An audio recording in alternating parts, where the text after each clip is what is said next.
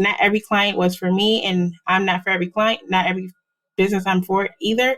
So we had certain questions that we would ask them, and if they didn't fit, they wouldn't get to the next process, which is a discovery call.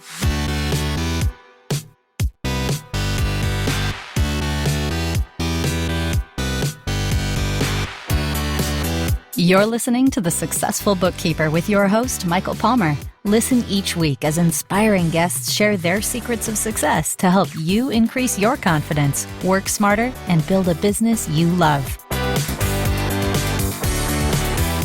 This episode of The Successful Bookkeeper is brought to you by PureBookkeeping.com, the proven system to grow your bookkeeping business.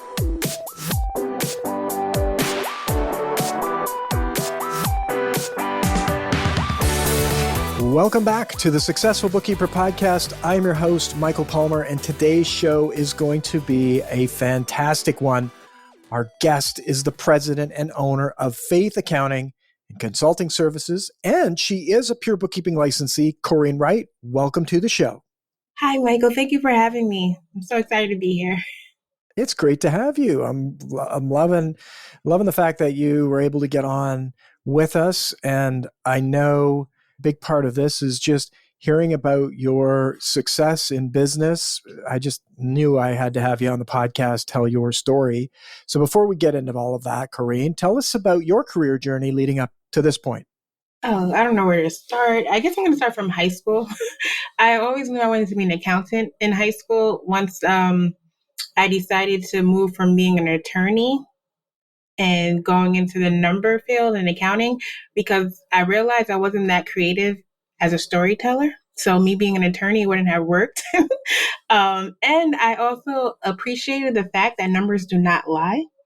So that's why I was like, accounting is more my cup of tea. So ever since high school, I've been taking accounting courses at my high school and also at my local college, Hofstra University. And then from there, I attended Howard University and graduated with a bachelor's degree in accounting in 2009. During that time, my son was due a month after my graduation. Oh, wow. And I started my accounting career working in an accounting firm doing audits. And I quickly realized that auditing wasn't for me either because I fell asleep during an audit. So that was not a good sign right there. So from there, I went in and started working in Columbia University at their Teachers College Fresh department. I loved doing that. I loved being there. I actually started my master's program while I was at Columbia University, and then I graduated my master's degree around 2013 in finance. So I have now a background in accounting and finance with my 2 degrees. And after that, I started jumping around. I am a millennial, so we tend to jump around until we find what we want.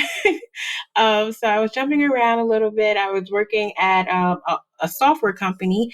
And then at the software company, I started working for a mortgage company, which was my last job before I started Faith Accounting Consulting Services. And working at the mortgage company was like an aha moment for me because I realized that I can create my own family legacy, which they did, because almost everybody under the sun was working there. The mother-in-law, the sister-in-law, the sisters, cousins, everybody worked there. And I was like, this is awesome. I want the same thing for me and my family.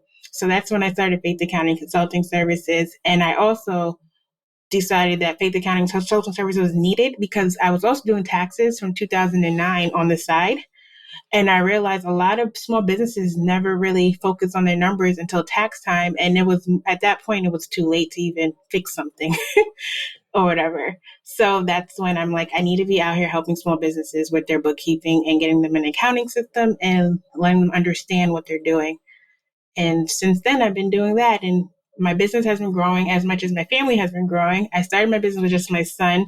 And as I'm recording today, I have 3 children, 1 boy and 2 girls. Wow. Amazing. And you started Faith Accounting in what year?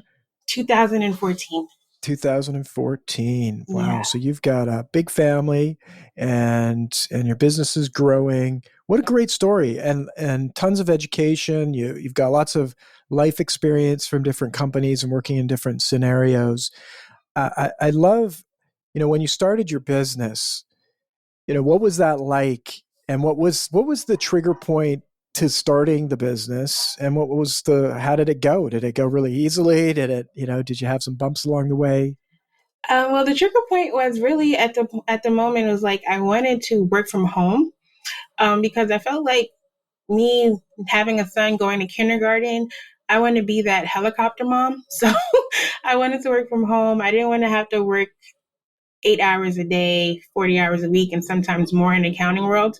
So I definitely needed that freedom. So starting the business, I didn't even really care about how much money I was bringing in. I just wanted to make sure I had that freedom to be at everything my son needed me to be at.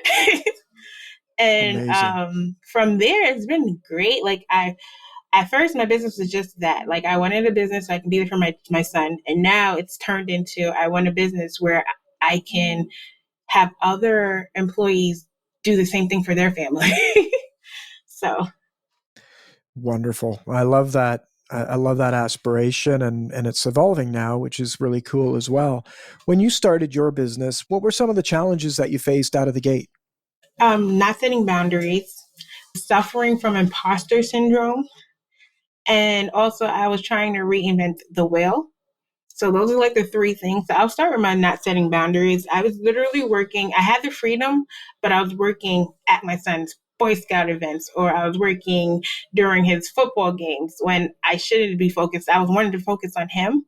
So then that's when I started sending, I needed to set boundaries, but I didn't know how to. Like, I was just like, I don't know how this is going to work. I mean, it's doing what I really wanted to do, the freedom. I'm not sitting at a desk. I'm not forced to be somewhere at a certain time. So I was still happy about it. And then also suffering from imposter syndrome. At this moment, I'm like, am I a bookkeeper or am I an accountant? Can I call myself an accountant because I don't have my CPA? So I was going through all this at the moment. Like, I really don't know where I'm at. And that also affected my value and the way I was pricing my services. Yeah. So your pricing, that was another challenge out of Mm-hmm. the gate. For you, what were some of the things that went well for you that weren't challenges?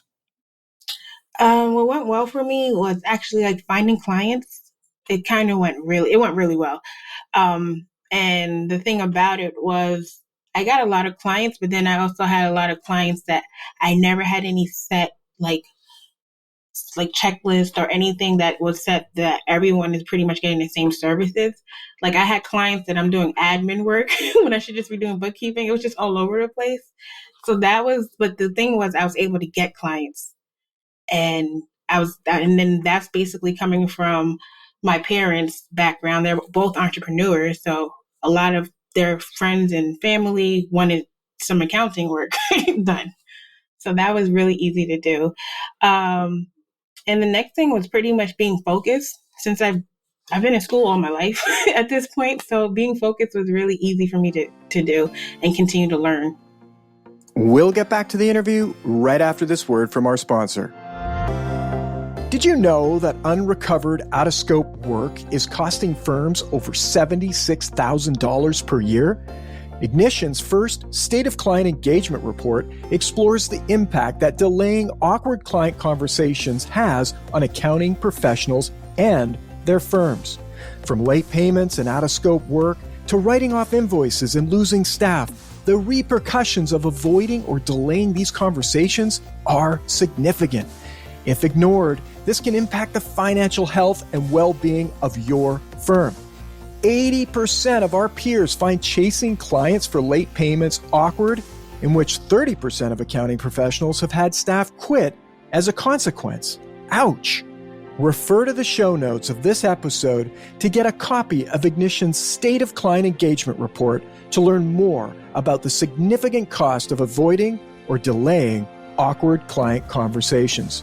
Ignition is your solution to making those chats less uncomfortable by clearly defining the scope to ensure your firm is paid what it's worth.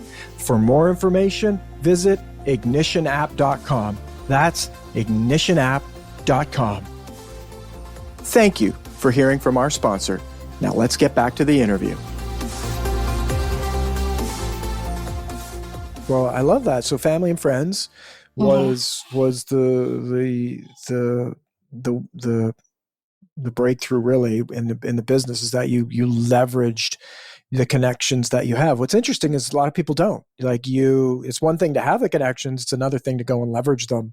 And you did that. And so kudos to you for doing that. And so now some of these other mistakes, how did you overcome those mistakes? Maybe you, and I'm not expecting that you've overcome all of them. It's probably still making a few, like all the rest of us out here. But did you find that you were able to overcome some of them? Yeah, I was able to overcome most of them actually. So my boundaries, I was able to like pretty much I started setting boundaries by pretty much with time blocking. So using my time blocking helped me set my boundaries because I would only focus on certain things during that time block. And in addition to that, I also set up like Calendly. I love that app. Like I live by that app. So I stopped taking phone calls from clients and I now have them like setting an appointment through Calendly to speak to me. And sometimes they don't even schedule an appointment because it's probably not that important. Like a lot of times being an accountant, we are more of a therapist. And I think I do 80% therapy work before boundaries were set than actual accounting work. So they just wanted somebody to just call and go sounding off and talking to, and that stopped that a lot. It made my Right. life a lot easier. And then I stopped competing with other accounting firms. I stopped competing, especially with CPA firms. Like we're not on the same level. We really don't even do the same things. So I stopped trying to focus on what they're doing and what everyone else is doing. I stopped with the shiny tech syndrome, trying to get all the different techs. And I focused more on myself and my company and trying to compete with my company, ourselves. Like we kept on looking at our numbers and seeing where we're going and where we went and how we can do better in the future. Amazing. And so those are some key things that you took on.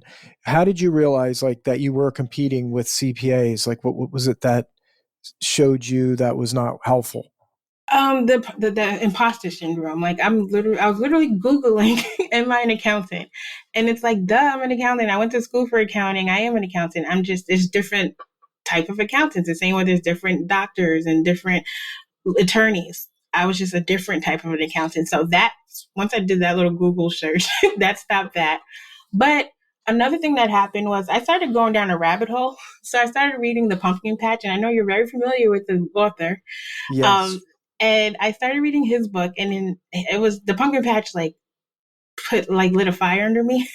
And from Pumpkin Patch, I went into the E-Myth Bookkeeper book, and then from the E-Myth Bookkeeper book, I went into I found your podcast.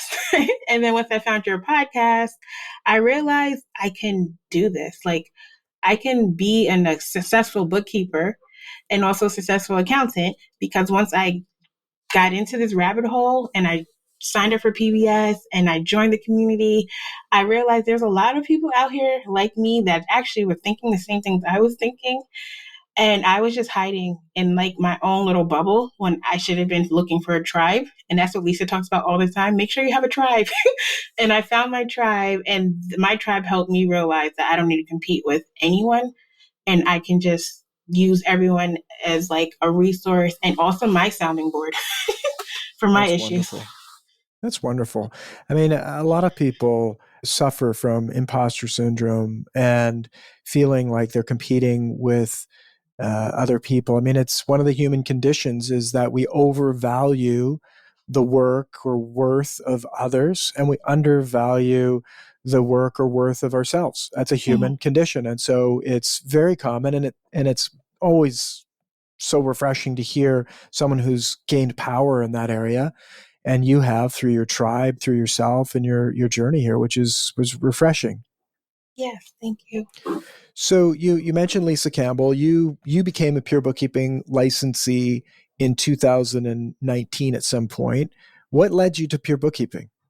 What led me to Pure Bookkeeping was when I realized I had no order for my clients. Like I had no system in place for my clients. They were all over the place. And I wanted to pretty much have a system. And then on top of that, my family started growing, and I know I was going to have to hire someone. And in order for me to hire someone, I would have to have a system in place so we can all be able to like pick up from where we left off for any client we're working on. So with that, I decided in 2019 to actually gift Pure Bookkeeping Systems licensee to my business for Christmas.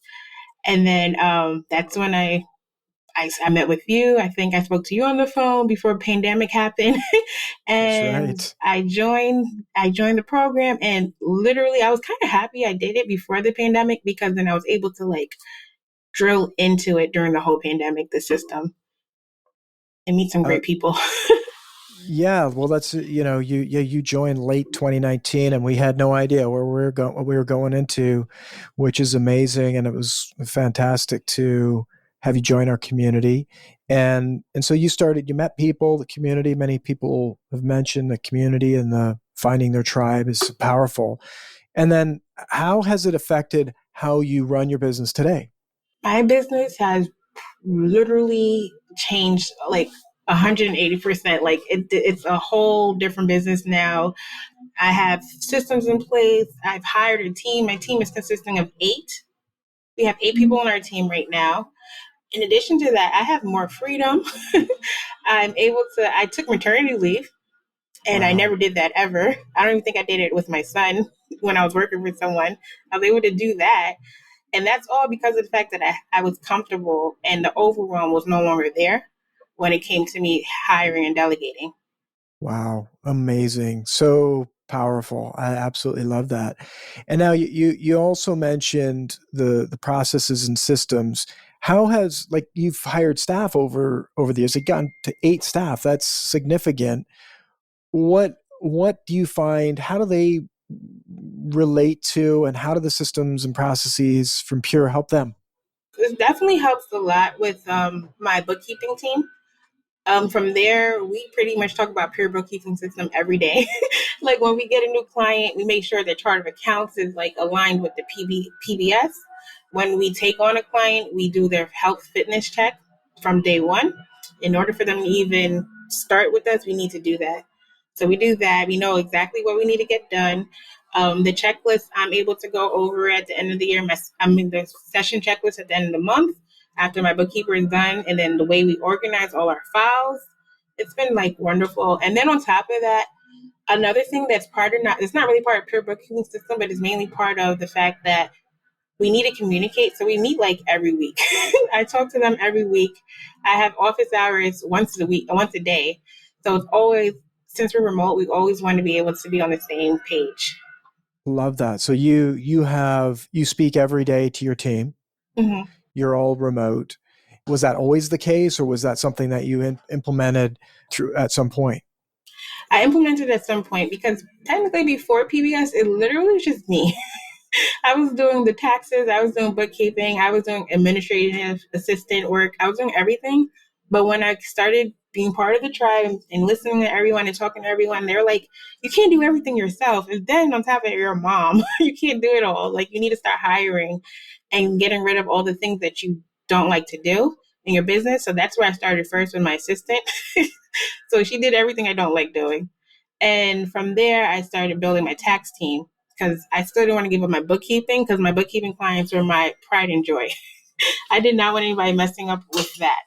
So this all kind of happened in the past 2 years. It's grown so fast. Amazing. Amazing. It's that time of year again, and after a great showing in 2021, the Successful Bookkeeper Summit returns even bigger and better. It's a 2-day virtual conference that features incredible speakers from the bookkeeping, accounting, and business worlds, such as value pricing expert Ron Baker and Joe Woodard of the Woodard Group. And that's just to name a few. The theme of this year's event is Make It Grow. And there's no doubt the content you'll consume will help you achieve more success than you ever thought possible. It all begins on November 9th, 2022. To secure your free spot, visit thesuccessfulbookkeeper.com/summit. And again, that's thesuccessfulbookkeeper.com/summit. Register today, and I'll see you at the summit. And now, let's get back to our interview. So, from 2019, now here we are in 2022. 2 years later, if I got my math right, because it was late 2019. Mm-hmm. You're at 8 staff, and congratulations. Thank you. I mean, what more can we say about that? It's a remarkable achievement. And you mentioned when we were getting on the call, you mentioned you do lives. So tell us a little bit about what your business looks like today from attracting clients. Like in the beginning, it was friends and family. Is that still the way? Are you now doing social media work? What does that look like? So right now it's still based on referrals because I feel like my best marketing is my work. So I still get referrals from my clients, but my social media is more, I use that to help everyone because when I was doing A2A, when I was part of that membership, the mastermind, I had a problem where I wanted to always help people and then I wouldn't really charge the most for it. So then that's when I started doing my Facebook Live because I can go on there, give some nice resources, help a few people, and for like 20, 30 minutes, and I felt better because I'm like, I'm still helping, but it's something I'm doing as a more of a charity for me, just so I can be able to say I'm helping everyone that I can come across. And I'm not going to shoot myself in the foot by not charging the right price because um, I want to just help this person because I think everyone needs bookkeeping. That's right. And so have you seen people come through that channel? Yeah, I've had a few people come through that channel, and a lot of the people that come through that channel actually they go into my Do It Yourselfish Bookkeeping Collective program, which is the program that I started also after my lives, where we kind of help in a more group setting with bookkeeping every week. Very cool. So what do you call it? It's the Do It Yourselfish Bookkeeping Collective. Nice. I love that. So you're helping people in a group setting. You're devoting some time to help people. I'm taking is it a paid program that they get into? Yeah, it's a paid program and it's more of a graduation program. So they start off with getting their books set up or cleaned up by myself, or they do it themselves. Yep. And we offer a boot camp once sporadically, but we do it once a month. We're trying to do it once a month. So the next one coming up will be September, and that's going to help them get all their books caught up from January up until up until August. And then from there, they're able to join the program. They cannot join the program if their books aren't up to date. And then when they join the program, we're hoping for like, it should only take 90 days for them to build like a habit.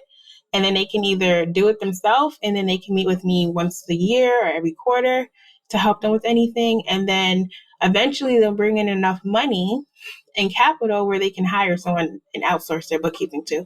It doesn't have to be me, but it could be anyone. And but we want them to come to us. But we work with other bookkeeping firms and accounting firms as well that have clients, but they don't have the time that join our program. Wow. Wow. Wow. Wow. I love that. Fantastic outreach and very needed outreach to help business owners find their way. So I just love that. Earlier on, we talked about a couple of other challenges. One of them was pricing. How did you solve the pricing issue? I solved my pricing issue with creating packages with the help of Lisa and A2A. And then from there, I also started a very detailed intake process where I wouldn't take on everyone and anyone. Like, not every client was for me, and I'm not for every client, not every business I'm for either. So we had certain questions that we would ask them, and if they didn't fit, they wouldn't get to the next process, which is a discovery call. And then once we did a discovery call, we felt like they will be comfortable paying the prices that we set up already. From there, I was able to start charging at least $60,000 a year to do bookkeeping, which I never thought I Wow. could do in the beginning ever. $60,000 a year. Hmm. Amazing. Tell us a little bit. You've mentioned Lisa Campbell and her program, Accelerate to Advisor, and also she has a Facebook group, and she has a program that she does, a masterclass that she does, which I believe one is coming up soon in September of this year. And so we'll of course have links to find your way there. But tell us a little bit about how you found A2A with Lisa Campbell, Accelerate to Advisor with Lisa Campbell, and what that journey was like. That journey was also through my rabbit hole. So once I got through the PBS, then I was part of the Successful Bookkeeper Facebook group, and then I was also part of the PBS group. And then I felt like Lisa came in a few times on the show as well. So I started like Googling Lisa, following her a little bit, going on her Friday lives that she has in her group. And then at first I thought I was going to be able to do the her mastermind program by myself. I thought I was going to be able to do it by myself, and I realized it wasn't going to work for me. I needed her. Like, I really was like, I need this program for my business to make it to the next level. And then from there, I joined A2A, and they gave me the backbone that I did not have to overcome almost all the mistakes I was making. I love that. So I think that's common. I mean, I think myself and our listener can appreciate trying to do things. Hey, like, do I need to hire the mechanic to change my tires? Some people will say absolutely. Some people will be like, I can do this myself, right? There's a cost to both ways, right? I have a funny story about trying to change my own tires on my car. I mean, I did lots of mechanics growing up in high school and all that good stuff, but not that long ago, I was like, I got all the tools. I got a bit of time on a Sunday. I'm just going to change all my tires. And I'm like, because it's something to do. Well, I ended up hurting my back. It's not easy to do. I'm like, I'm not 17 anymore. And literally like doing that process ended up costing me, I think like 4 times more than what it would have cost to go and just have someone change my tires. Now, I didn't necessarily do it to save money. I was doing it, it's like, hey, I can do this and want to work on the car like the old days and all that good stuff. But it's an example of where often we're thinking like we can get further ahead by just doing it ourselves when it actually is multiple times more expensive in the long run. It sounds like you realized that very quickly with regard to Lisa, and look at the results that have come of it. I mean, part of your success is doing Lisa's program, and it gave you the backbone. I mean, I think that's like the magical discovery. Is that what you thought you might get when you did Lisa's program, getting your backbone back? No, I didn't expect any of the things that when I came out of there, I didn't expect any of it. Like, I really thought I was just going to go in, I was going to be able to get my onboarding process, automated. And that's pretty much it. Like, that's all I was really going in there for. But then it turned into my weekly therapy calls with Janet and and just pretty much speaking to the members there and her team and realizing that, first of all, I don't know how I did this before them, and not having a tribe. I don't know what I was doing. And once I joined that and I got a backbone, I wouldn't have even done this podcast before this. I wouldn't have done a live. I wouldn't have done any of these things because I felt like I didn't need to do that. I'm an accountant. We don't even like people. Like, I just need to just do the numbers and keep it moving. But I learned I have to do different things, and that helped me evolve to what I'm doing now.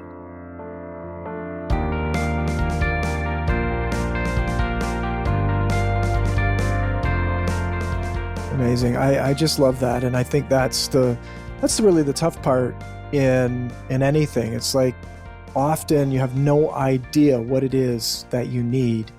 And so when you do a program like that, you go for one reason, you come up with, 3 other things that you had no idea, miraculous outcomes that then enable you to do all sorts of things, which is what's happening in your business. So tell me a little bit about the future. What does the future hold for you?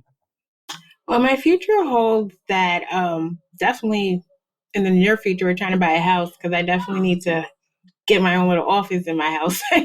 But my future really, it's going to be growing the business.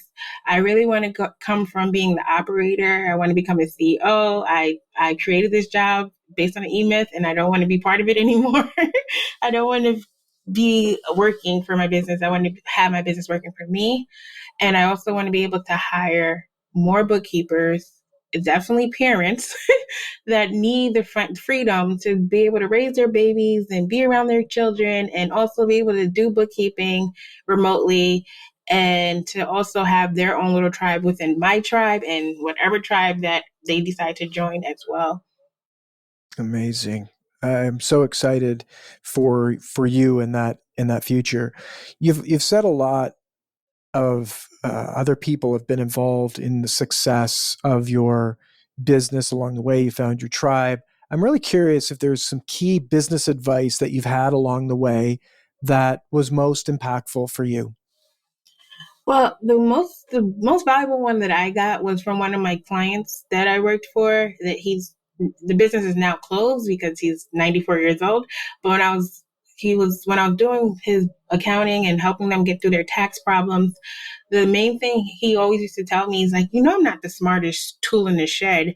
And I'm like, really? Because this business is doing great. Like he started the business as a plastic business and then transformed it into a sign business during the 70s or the 80s. And then from there, the business he was able to pass on to his children. And it was like he built the business from like nothing. But the thing he said was he didn't build the business from nothing.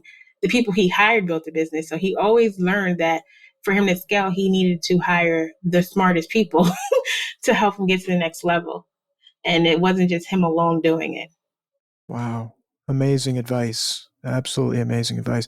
You've mentioned some really key things today and some programs, the E-Myth Bookkeeper, the Pumpkin Plan by Mike Michalowicz, the Successful Bookkeeper. Of course, we have the book that I wrote, which any of our listener, if you don't already have it, you can go to the website, thesuccessfulbookkeeper.com and get a free copy. Just pay a little bit of shipping to get it to you. You mentioned the 808 program, Lisa's Masterclass program, Pure Bookkeeping. You've invested a lot of your time in your education. You've invested a lot of time in your business and programs and books and reading and time to go through all of those things.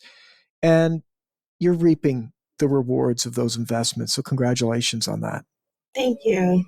Any last bit of advice you'd like to give to our listener before we wrap it up?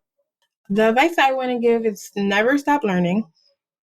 And if you are working by yourself in your office, reach out, try to find someone. And you always want to make sure you're a mentor, a mentee. And the reason why I say that, because you want to lift as you climb, and you also want to learn as you're climbing, helping someone else climb at the same time. I love it. What a wonderful spirit to abide by, and advice to abide by. Coreen, this has been fantastic. If people wanted to learn more about you and connect with you, what would be the best way for them to do that?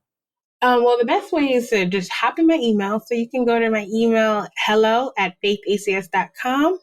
And if you want to read more about me, or if you ever need some resources, because I like to give out a lot of resources, you can visit my website at www.faithacs.com. And there you also get into a little rabbit hole. You'll see all my social media links that you can click on and follow me on all my socials. Cool. Very cool. We'll have some of those links in the show notes, of course, and links to other mentions and books and whatnot that we mentioned in the podcast today.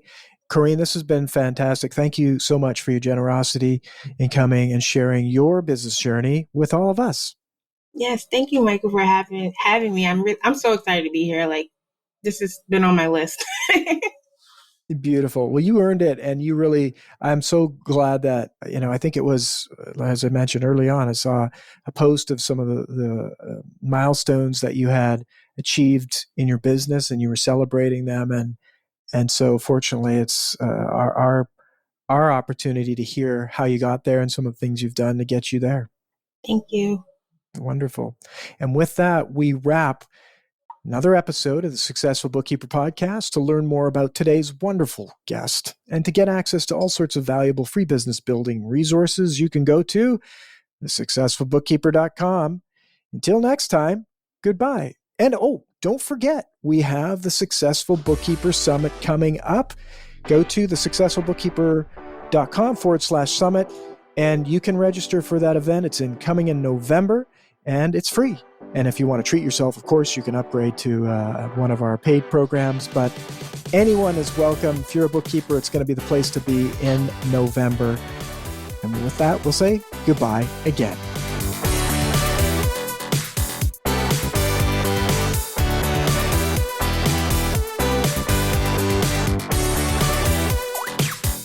You've been listening to The Successful Bookkeeper with Michael Palmer. For more information and to download the resources mentioned in this episode, please visit us at thesuccessfulbookkeeper.com. Thank you for listening.